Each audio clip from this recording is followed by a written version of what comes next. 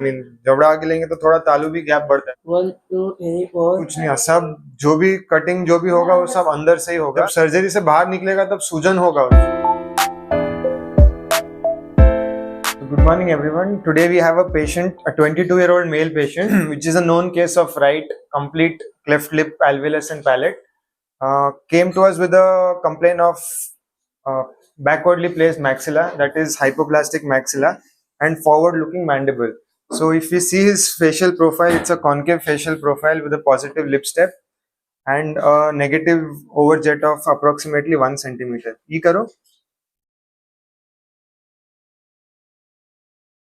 So he has hypoplasia at multiple levels. That is, his maxilla is hypoplastic in sagittal, vertical, as well as in transverse dimensions.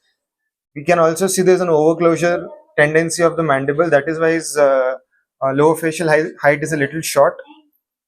So what we are planning today for him is Bijaw orthognathic surgery with the maxillary leaf 1 advancement of 8 mm and mandibular setback of 4 mm to get a good facial profile as well as an overjet of 2 mm.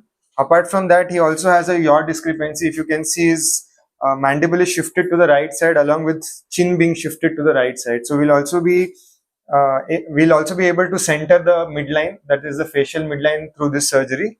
And we'll also be doing the chin, that is genioplasty, to correct the residual asymmetry.